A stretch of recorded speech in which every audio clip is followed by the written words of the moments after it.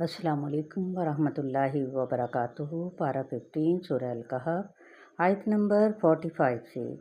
अऊज़ु बिल्लाहि मिनश शैतानिर रजीम। बिस्मिल्लाहिर रहमानिर रहीम। वद्रिब लहुम मसलल हयातिद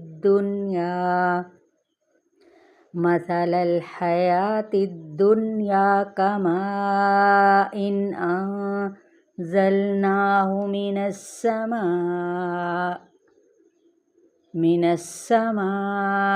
फ़ख्तलत बिही नबातुल अर्द फ़अस्बह हशीमन तज़रुहुर रियाह वकान अल्लाहु अला कुल्लि शैइन मुक़तदिरा। वद्रिब और बयान करो, लहुम उनके लिए, मसलल हयातिद दुनिया दुनिया की ज़िंदगी की मिसाल, कमाइन जैसे पानी, अंज़लनाहु उतारा हमने उसको, मिनस्समाई आसमान से, फ़ख्तलता तो रल मिल गई, बिही साथ उसके यानी उस पानी के, नबातुल अर्दी नबातात किसकी, ज़मीन की नबातात। और क्या हुआ आगे, फ़अस्बहा तो वो हो गई, हशीमन हाशीन मीम रेज़ा रेज़ा, तज़रुहुर रियाह उड़ाती हैं उसको हवाएं, वकान अल्लाह और है अल्लाह ताला, अला ऊपर, कुल्ली शैइन हर चीज़ यानी हर चीज़ पर वो असल क़ुव्वत रखने वाला है, मुक़तदिरा क़ाफ दाल रा कुदरत रखने वाला। अब यहाँ पर ख़ुलासा क्या है कि जो बातें जितनी भी पीछे हुई, बादलों से उतरकर पानी ज़मीन में जज़्ब हुआ, फिर भाप बनकर उड़ा, फिर वहाँ से बरसा जज़ब होकर पौधों में आ गया और यही पानी पौधों की ज़ीनत बना। फिर एक वक्त ऐसा आया कि पानी उड़ गया और पौधे सूख गए, खेती रेज़ा रेज़ा हो गई। ये सब कुछ अल्लाह की कुदरत से हुआ। इसी तरह इंसान के पास भी दुनिया आती है, फिर एक ऐसा वक्त आता है तो वो दुनिया ख़त्म होती चली जाती है, आप इसको रोकने पर कादर नहीं। इसी तरह जब पौधा भी हशीम बनता है तो इससे पानी निकल कर सूख जाता है। ऐसे में इंसान के लिए जो याद रखने का सबब है या उसका लेसन हमें सबक जो मिलता है, अला कुल्ली शैइन मुक़तदिरा, असल क़ुव्वत माल या मालदार होने में नहीं, बल्कि असल क़ुव्वत तो अल्लाह के हाथ में है। और जहाँ तक माल है, आगे हम इसकी मज़ीद देखते हैं अरबी के अंदर, अल-मालु वल-बनूना ज़ीनतुल हयातिद दुनिया वल-बाक़ियातुस्सालिहातु खैरुन इंद रब्बिक सवाबन व खैरुन अमला। अलमालू माल, वलबनूना और बेटे, ज़ीनतुल हयाती दुनिया दुनिया की ज़िंदगी की रौनक हैं, ये फ़ख्र के काबिल नहीं है। वल बाक़ियातुस्सालिहातु और जो बाकी रहने वाली वो क्या है, नेकियां, नेकियां बाकी रहने वाली हैं, खैरुन जो बेहतर हैं, इंदा रब्बिका तेरे रब के नज़दीक, सवाबन सवाब के एतबार से, व खैरुन और बेहतर हैं, अमला हमज़ा मीम लाम उम्मीद के एतबार से। यानी माल, बेटे, दुनिया की रौनक की ये सारी चीज़ें ये फ़ख्र के काबिल नहीं हैं, उनकी वजह से तकब्बुर की इजाज़त नहीं। ये तो इम्तहान के पर्चे हैं कि अहसन अमला कौन करता है, अमल कौन करता है। औलाद को किस पर लगाना है, ऐसे लोगों के लिए दुगनी जज़ा क्यों है।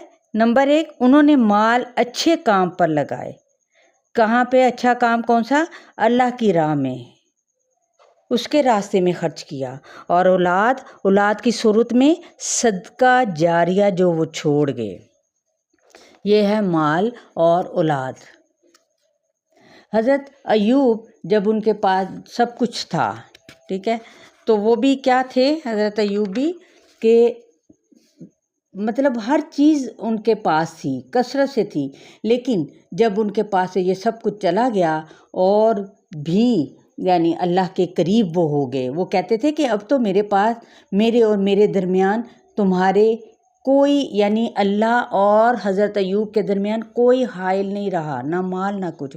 اس کے بارے میں ایک حدیث آتی ہے کہ آپ صلی اللہ علیہ وآلہ وسلم نے فرمایا، بنو سعید خدری سے روایت ہے کہ آپ صلی اللہ علیہ وآلہ وسلم نے باقیات اور صالحات کو زیادہ سے زیادہ جمع کیا۔ کیا کہا کہ زیادہ سے زیادہ جمع کیا کرو۔ عرض کیا گیا کہ وہ کیا ہیں؟ فرمایا سبحان اللہ، الحمد للہ، لا الہ الا اللہ، اللہ اکبر، ولا حول ولا قوت الا باللہ، یعنی ذکر کی کثرت مراد ہے۔ حضرت علی رضی اللہ تعالیٰ عنہ نے فرمایا کہ کھیتی دو قسم کی ہے۔ نمبر ایک، دنیا کی کھیتی تو مال اور اولاد ہیں جو کہ وقتی ہیں، جبکہ دوسری کون سی ہے؟ آخرت کی کھیتی، وہ ہے باقیات صالحات، یہ باقی رہنے والی ہیں۔ حضرت حسن بصری نے فرمایا باقیات اور صالحات انسان کی نیت اور ارادہ ہیں۔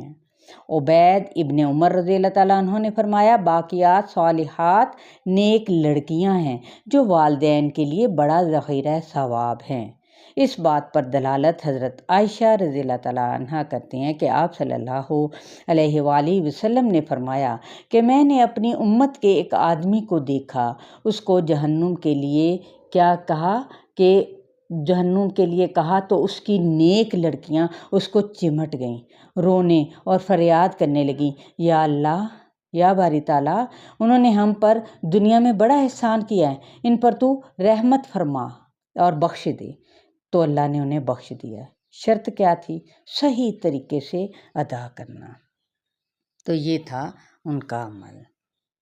چلے جی، اگلی جو آیت ہے،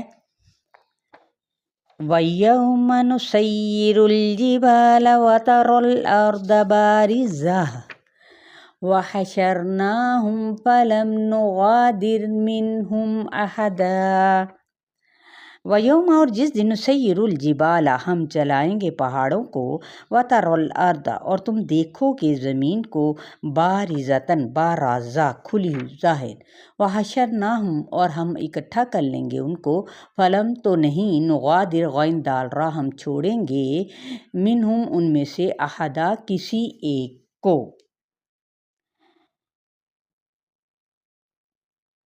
تو یہ کیا ہے؟ کسی ایک کو بھی نہیں چھوڑیں گے۔ اس سے اب کیا مراد ہے کہ ہر چیز اس زمین سے صاف ہو جائے گی، دھندکی ہوئی رنگین اون کی طرح۔ آیت نمبر 47 تک۔